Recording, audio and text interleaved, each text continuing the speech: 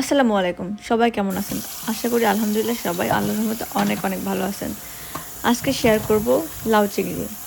এর আগের ভিডিওতে আমি শেয়ার করেছিলাম ডাল দিয়ে লাউ চিংড়ি।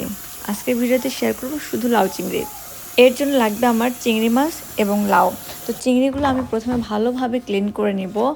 আর এরপরে বড় সাইজের একটা লাউ নিয়ে পিল অফ করে সাইজ মতো টুকরা টুকরা করে নেব। আমি যেহেতু চিংড়ি দিয়ে রান্না করব সেহেতু আমি স্কোয়ার সাইজের বা কিউব সাইজের মতো করে কেটে নেব। আপনারা চাইলে অন্যভাবেও কেটে নিতে পারেন। এদিকে আমার চিংড়ি মাছ ক্লিন করা হয়ে গেছে। আমি মাথা ফেলে দিয়ে ভিতর থেকে রক ফেলে দিয়েছি।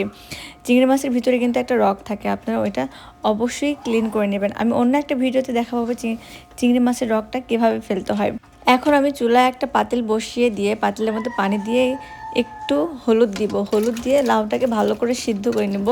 আমি যেহেতু আপনাদের সাথে খুবই কম সময়ে এবং খুবই ঝামেলা ছাড়া কীভাবে রান্না করা যায় সেটা শেয়ার করি, এজন্য আমি শর্টকাট পদ্ধতি রান্না করার রেসিপিগুলো শেয়ার করি।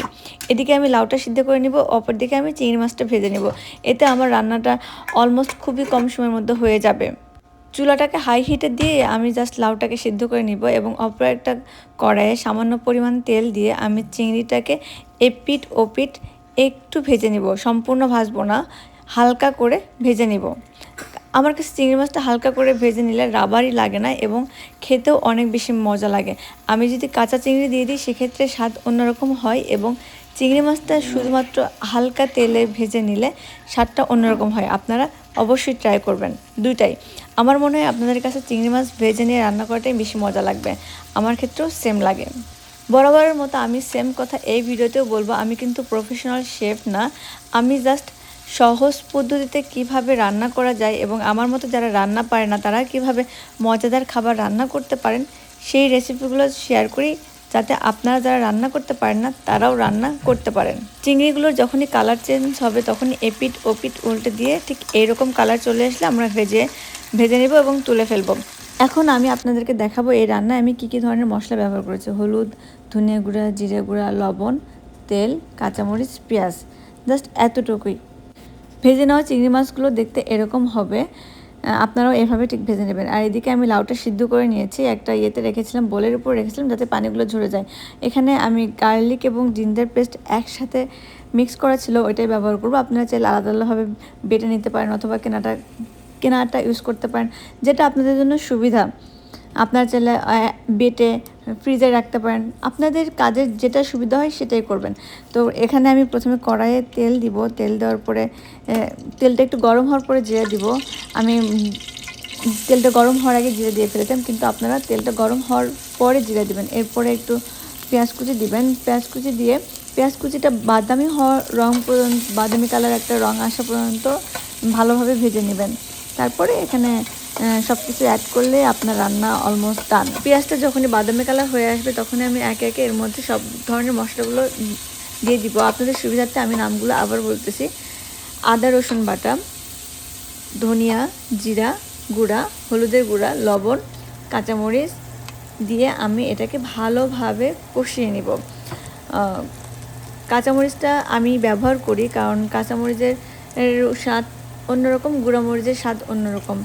আমার বাসায় সবাই কাঁচামরিচ পছন্দ করে, গুঁড়ামরিচের তরকারি কেউ পছন্দ করে না। যে খাবারগুলোতে গুঁড়ামরিচ না দিলেই নয়, শুধুমাত্র সেই খাবারগুলোতে আমি গুঁড়ামরিচ ব্যবহার করি। আপনারা চাইলে কাঁচামরিচ অথবা গুঁড়ামরিচ যে কোনোটা ব্যবহার করতে পারেন, যেটা আপনাদের ভালো লাগে।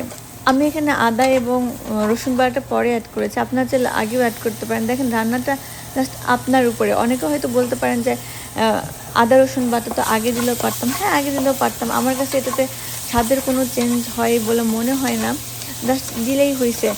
কারণ আমরা একদম রাঁধুনি স্পেশালিস্ট না, খাবার মজা হলেই হয়েছে, জাস্ট এতটুকুই। এবং কম সময়ে কিভাবে রান্না করতে পারি এটাই আমার চ্যানেলের মূল উদ্দেশ্য, যে আমি কম সময়ে মজাদার খাবার কিভাবে রান্না করতে পারি। তো যেহেতু মশলাটা একটু ভালো করে ভুনে ফেলছি, তার মধ্যে আমি চিংড়ি মাছটা দিয়ে দিব।